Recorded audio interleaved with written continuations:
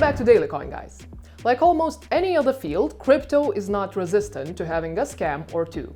Such scams are also referred to as rug pulls, as they figuratively pull the rug from under users and customers. In this video, we'll look at some of the most dramatic pump and dump scams ever in crypto history. Let's start. One would not expect a token named Save the Kids to be a scam, right? But that's exactly what it was. The token was developed by three individuals, Lucas, Manny, and someone known by the letter H. Lucas was known, but Manny and H remained anonymous co-founders of the project. The project was marketed as a charity project where a percentage of transactions fee would be donated to a Binance-operated charity program. Everything seems right and clear. Many influencers and YouTubers widely promoted the project. These were highly respected influencers and most people believed that the project was legit, but it wasn't. Save the Kids had an inbuilt anti-whaling mechanism that prevented whales from buying and dumping tokens. This was a good thing and theoretically could have prevented a pump and dump scam. However, the code had been tweaked at the last minute, allowing whales to sell their holdings. Investigations by YouTuber CoffeeZilla revealed that the scam had been engineered by a group of influencers, believe it or not. The same anti-whale mechanism had been designed to sell the project to people as an anti-pump and dump token, but in reality it wasn't. The influencers behind the project had pumped it and they dumped it just as quickly. Now, scams are always obvious in hindsight. Today people can swear about always knowing that the Squid Game token was a scam. The year is 2021 and Squid Game has just been released on Netflix. Its release coincided with the massive bull market of 2021, so crypto was quite popular too. A few weeks after the series made its debut, a Squid Game token appeared. It was a play-to-earn token inspired by but not affiliated with the series. The Squid Game token quickly rose in value. Before long it had left the $1 mark in the dust. The game's entire mechanics relied on a lot of people buying into it, and people did. In a short while, the token found the attention of legacy media. CNBC reported on it, and this made it even more popular. Yet somehow legacy institutions neglected to report that the token was unaffiliated with the Netflix series. As more people bought the token, they realized one crucial thing: they couldn't sell.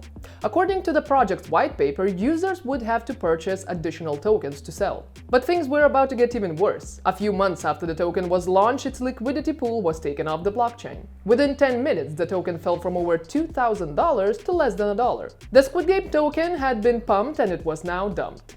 Another one, SushiSwap, is probably the fastest Earth-to-Moon crypto story. Just a few days after going online, SushiSwap was listed by Binance, and just days after that, the Sushi token crossed the dollar mark. SushiSwap is a fork of Uniswap, the automated market maker on the Ethereum network. The only real difference between SushiSwap and Uniswap is that SushiSwap gives users incentives to provide liquidity. Just 11 days after the protocol's launch, over $1 billion was locked. Since users got more Sushi tokens for buying and holding their tokens, there was a rush to buy. But things got weird when the anonymous creator of the project, Chef Nami, suddenly decided to sell all his tokens. He sold the tokens in one fell swoop and converted them all to Ethereum. A few days after creating the project, Chef Nami dumped it as a wealthy man. The community behind the token refused to take this lying down. They raised hell on Twitter, and Chef Nami was eventually forced to deposit his tokens back into the project.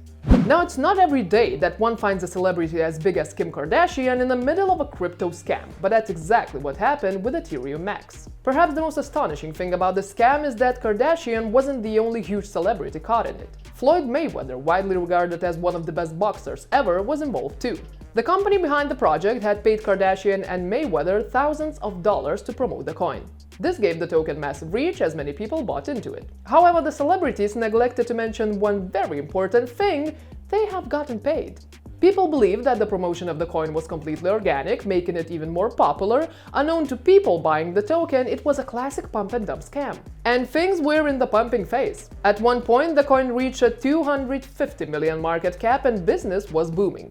Then a group behind the project sold all of their tokens and the coin's value came crashing down. The people who'd bought the tokens were left holding the bag. They suddenly realized Ethereum Max was just a smokescreen for a scam. However, one bag holder, Ryan Hugerich, refused to go down easily. He filed a lawsuit and sued Kardashian, Mayweather, and the people behind the project. In the end, Kardashian agreed to pay over $1 million as a penalty and to refrain from crypto promotion for at least 1 year. Now you can read about this story and several others mentioned in the video in detail on DailyCoin.com, where we cover crypto news daily. It seems scams aren't limited to crypto tokens alone. NFTs can also be pumped and dumped. In August of 2021, popular YouTuber Logan Paul, not so known for his good reputation but whatsoever, launched a crypto project. The project's name was CryptoZoo, which was supposed to be a play-to-earn game. The game was supposed to allow users to breed NFTs like pets. They could then go on and sell them NFTs if they wanted.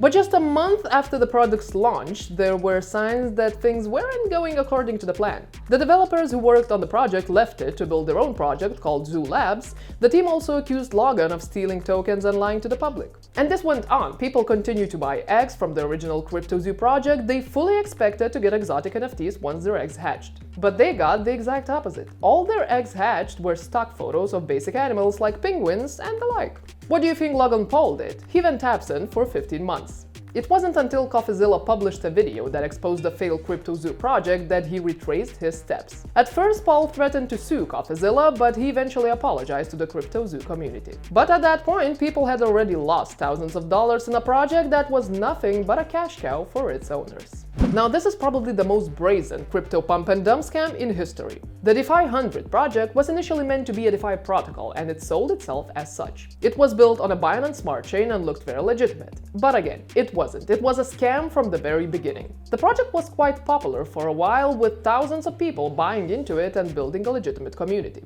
Unfortunately for them, that only lasted for a short while. Instead of just disappearing like regular scammers, the runners of the DeFi 100 project did something different. They published a message on their project website saying, "We scammed you guys and you cannot do anything about it." According to estimates from analysts, the scammers made away with around 32 million in user funds. Now, on the flip side, many of these projects came out of nowhere and were run by anonymous founders. This means they were likely to be scams, and more experienced crypto users expected them to be bogus. Unfortunately, not everyone in crypto community is an experienced user. Let us know down in the comments if you'd like to learn more about how to recognize a crypto scam, and I'll see you in the next video.